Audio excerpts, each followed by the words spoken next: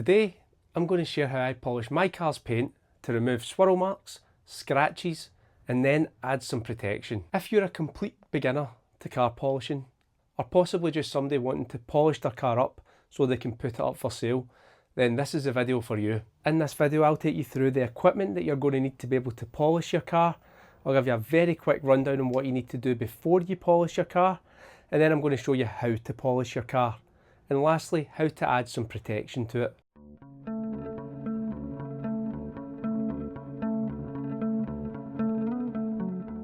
The test vehicle that I'm going to be using for this polishing video is going to be my BMW 2 Series. More importantly, it's going to be the boot lid. And the reason that I'm going to use that is because it's full of swirls and there's quite a few scratches, which I'm going to show you how to take out. So just while the sun's out actually shining on this panel, just walking across the panel, you can see how many swirls there actually are on it. Using the LED, we can see how hazy and how scratched up the paint is when we're not in the sunlight.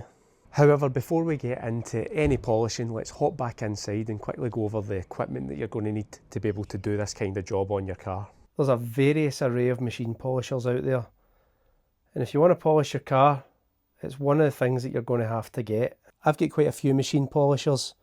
I've got my Milwaukee cordless rotary, I've got my Vertool 5-inch DA, I've got my Vertool 3-inch DA, and then I've got my nano polisher. The main bit of equipment that we're going to be using throughout this video, and the only polisher that we're going to be using, is the Vertool 5-inch DA. All of this other equipment in terms of polishers, I have built up the collection over the years, and if you get into detailing, it's something that you'll most likely end up with yourself.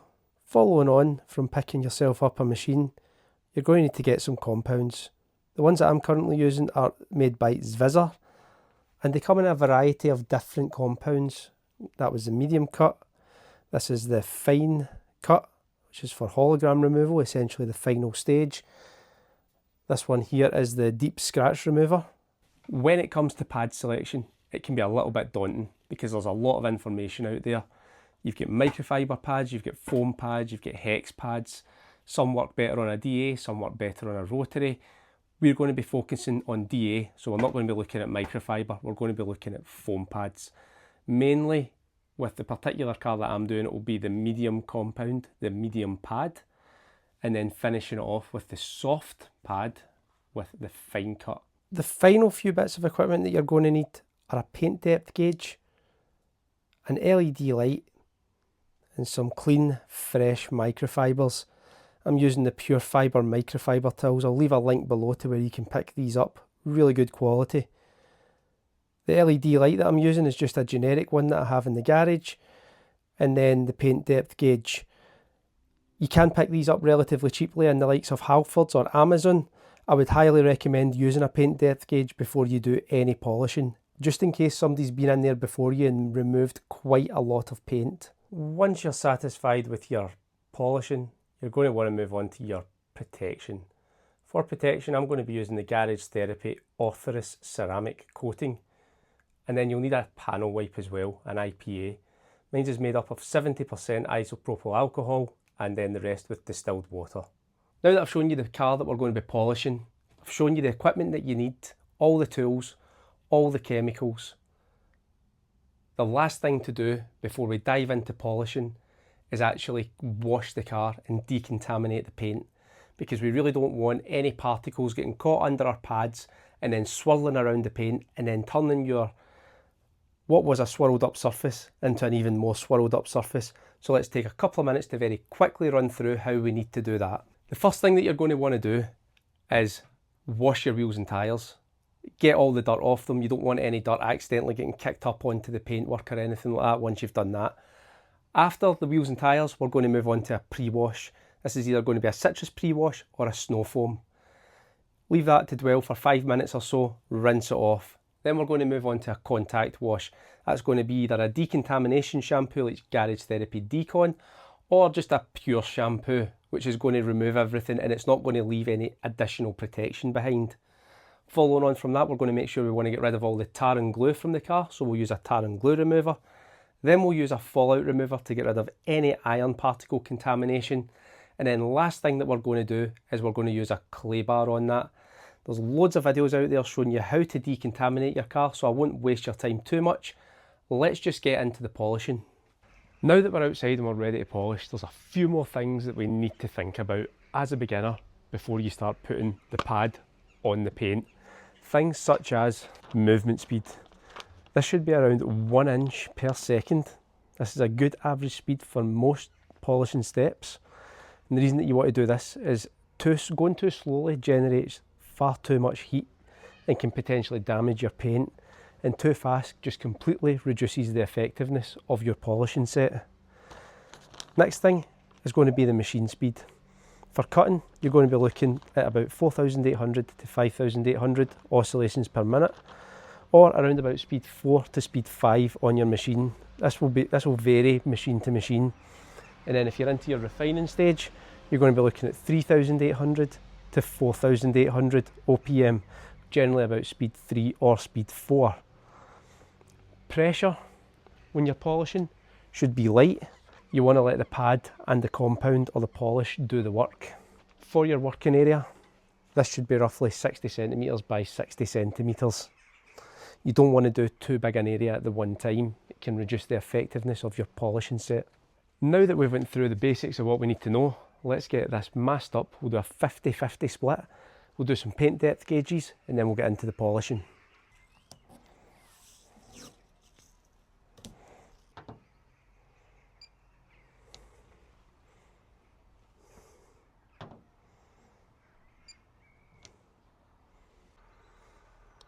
Just before we get started, you can see plenty of swirls this side of the line, plenty of swirls this side of the line.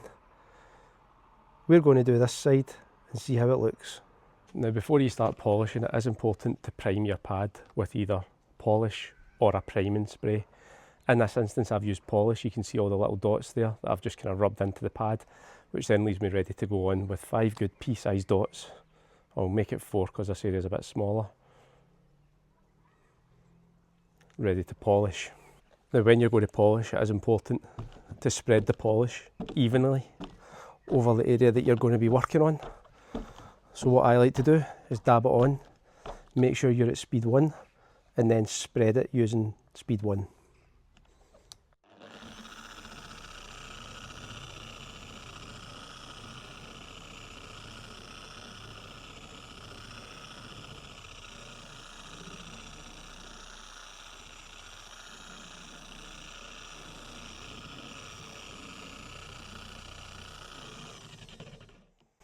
When you're switching the machine off, it's always important to make sure you just hold it steady against the paint and let it come to a stop. If you just let go and pull it off, you're going to end up flicking your polish everywhere.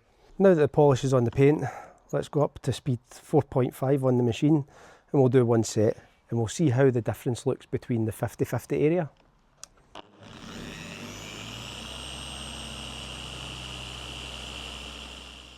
When you get into your polishing set, the general rule that I like to follow is side to side 3 times and up and down 3 times, alternating between each every single time. So I'm going side to side, then up and down, and I'm repeating that 3 times, just ensuring I'm getting a good coverage of the area that I want to polish. And we just want to grab our microfiber cloth. We're going to use the low pile side to remove the polish. Should come off nice and easy. Shouldn't be any issues removing the polish. These cloths work extremely well for polish removal.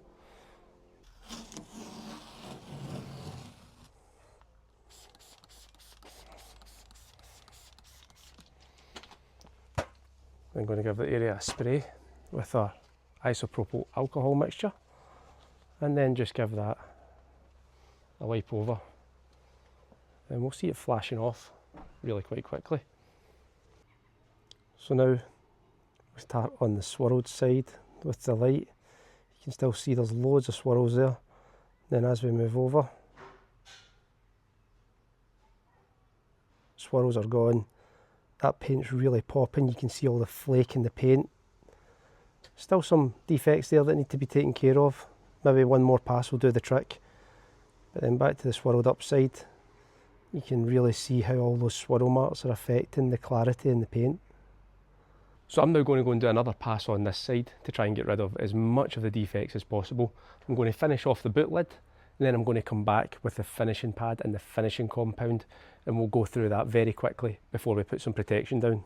Now that that's completed and it's time to move on, the finishing pad and the finishing compound, there is something that I didn't mention, and that's cleaning your pad in between sets, or possibly after every panel, depending on how big your panel is. I'm fortunate enough to have an airline that I can use to blow out all the old compound. However, you can get tools on Amazon, like little brushes, that you just start the polisher going on speed 1 and then you just scrape it with a brush and that'll clean it out for you. I'll put a link to one of them in the description below. Finishing compound is that little bit finer, so you can actually do a bigger area than your usual 60 by 60 if you want. However, if you're a beginner, I'd advise just sticking to the 60 by 60 and working in small areas. For the purposes of speed, I'm just going to cover the whole half of the boot lid here. So as you can see, spreading the pad over, speed 1.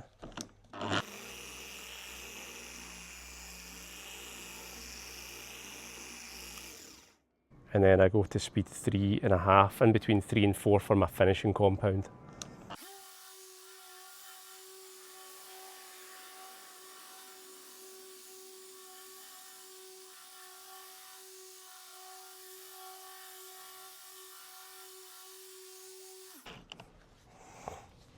So as I mentioned before about pressure, you can see how much the weight of the machine actually sinks into the pad. So you don't want to be putting loads of pressure on. You could end up damaging your paint. The weight of the machine and just your hand to guide it is more than enough.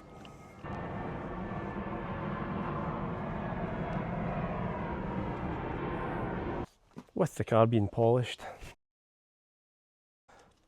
let's see how our paint depth gauge is looking, just to see how much paint we actually removed. Now, if you remember, we were about 144 microns before we started.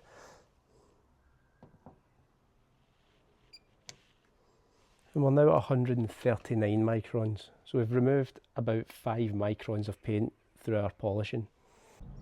With the polishing all done, we've got a lovely mirror image on the boot lid now.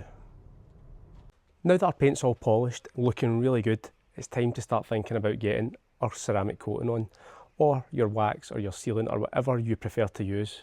In this instance, I'm going to be using the ceramic coating. I'm going to give the panel another wipe with the panel wipe IPA, let that flash off, and then we can apply the coating.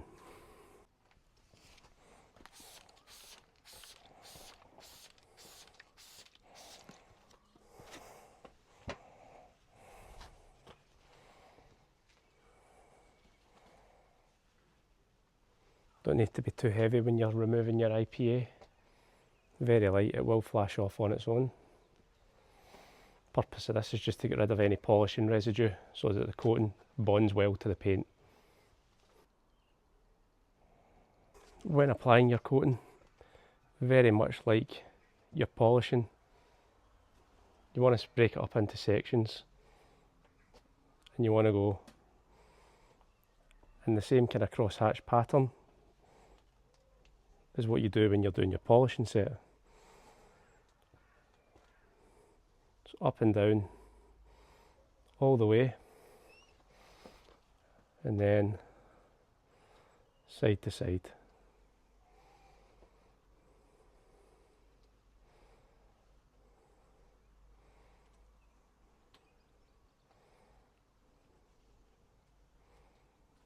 Now your coating will get to a point where it starts to rainbow up and starts to haze and flash off, at which point you want to grab your short pile pearl weave microfiber and level it all off.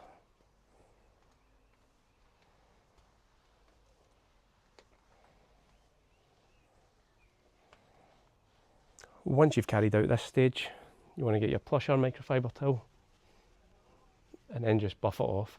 And what you want to do with ceramics, at the edge where you've been, you want to just buff over a little bit into the panel that you're going to do next. Really want to try and minimise high spots when we're doing this.